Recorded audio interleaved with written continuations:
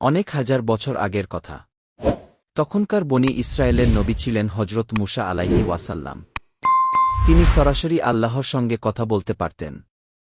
একদা হজরত মুসা আলাইহি ওয়াসাল্লাম আল্লাহকে জিজ্ঞেস করলেন, হে আল্লাহ, আমার সঙ্গে জান্নাতে যাবে কে?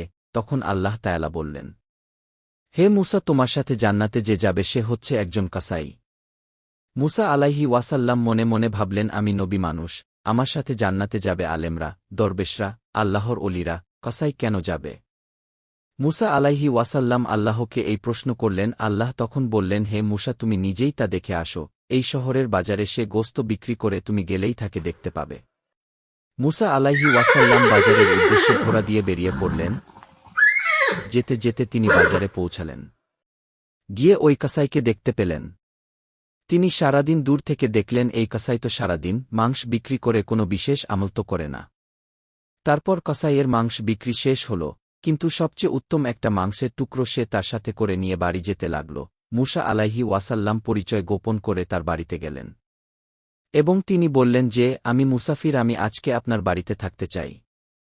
কাসাই অনেক আনন্দের সাথে তাকে স্বাগত জানাল তার বাড়িতে এবং তাকে একটি ঘরে রেখে বলল, আপনি একটু এখানে থাকুন, আমি আসছি। মুসা আলাইহি ওয়াসাল্লাম তখন চুপি চুপি দেখলেন কাসাই সেই মাংসের টুকরোটা নিয়ে রান্না করল এবং পাশের ঘরে একজন বৃদ্ধা মহিলাকে খাইয়ে দিল। বৃদ্ধি মহিলা খেয়ে খুশি হয়ে তার জন্য দোয়া করল, হে আল্লাহ, আমি শুনেছি এই জামানার নবী হজরত মুসা আলাইহি ওয়াসাল্লাম, আল্লাহ আপনি আমার ছেলেকে সেই মুসা নবীর সাথে জান্নাতে নিয়ে নিও। মুসা আলাইহি ওয়াসাল্লাম তা শুনতে পেলেন না। তার ঘরে চলে গেলেন। একটু পর কসাই আসলো এবং তাকে রাতের খাবার দিয়ে বলল, মুসাফির ভাই, এই নেন আপনার খাবার। মুসা আলাইহি ওয়াসাল্লাম তখন বললেন, এই বৃদ্ধা মহিলা কে? কসাই তখন বলল, তিনি হচ্ছেন আমার মা। মুসা আলাইহি ওয়াসাল্লাম তখন বললেন, তোমার মা খাওয়ার পর বিড়বিড় করে কি বললেন? কসাই তখন বলল, আমার মা প্রতিদিন আমার জন্য একটি পাগলা দোয়া করে, সেটা হল এই জামানার নবী হজরত মুসা আলাইহি ওয়াসাল্লাম এর সাথে যেন আমি জান্নাতে যাই। মুসা আলাইহি ওয়াসাল্লাম তখন বুঝতে পারলেন কেন আল্লাহ তায়ালা তাকে এই কথা বলেছেন। মুসা আলাইহি ওয়াসাল্লাম তখন বললেন, আমি মুসা, এবং আল্লাহ তায়ালা আমাকে বলেছেন যে তুমি আমার সাথে জান্নাতে যাবে।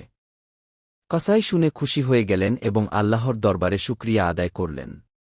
তো প্রিয় বন্ধুরা, এখন জানব আমরা এই গল্প থেকে কি শিখলাম। ১. আল্লাহর নিকটবর্তী হতে হলে মানুষের সেবা জরুরি। আল্লাহ তাআলা যাকে সবচেয়ে বেশি ভালোবাসেন সে সেই ব্যক্তি যে আল্লাহর বান্দাদের উপকার করে এবং মমতা দেখায়। কসাই তার বৃদ্ধ মাকে সেবা করত, আর এ কারণেই তার মর্যাদা আল্লাহর কাছে ছিল মহান। ২. পিতামাতার খেদমত ইবাদতের মতো। কসাইয়ের আল্লাহর কাছে সম্মান পাওয়ার বড় কারণ ছিল তার মায়ের প্রতি আন্তরিক যত্ন। এটি শেখায় যে পিতামাতার সেবা করা আল্লাহর সন্তুষ্টি অর্জনের অন্যতম গুরুত্বপূর্ণ রাস্তা। ৩. বাহ্যিক চেহারা দিয়ে মানুষের মূল্যায়ন ঠিক নয়। কসাই সাধারণ মানুষ ছিল, বাহ্যিকভাবে কোনো বিশেষতা ছিল না, কিন্তু আল্লাহর কাছে তার মর্যাদা ছিল মহান। তাই কারও বাহ্যিক রূপ, পেশা বা অবস্থান দেখে তার মূল্যায়ন করা ঠিক নয়। ৪. আল্লাহ কার প্রতি খুশি হন তা জানাটা মানুষের পক্ষে সহজ নয়। নবী হয়েও মুসা আলাইহি ওয়াসাল্লাম জানতে চেয়েছিলেন, কোন বান্দা আল্লাহর সবচেয়ে প্রিয়।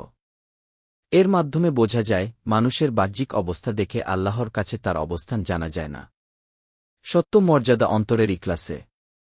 ৫. ইখলাস ও বিনয় আল্লাহর কাছে মহামূল্যবান। কসাই তার সেবা শুশ্রূষা ও ইবাদতে গোপন ছিল, প্রদর্শন করত না। আল্লাহর নিকট যে আমল গ্রহণযোগ্য তা হল ইখলাস, বিনয় ও নিঃস্বার্থতা।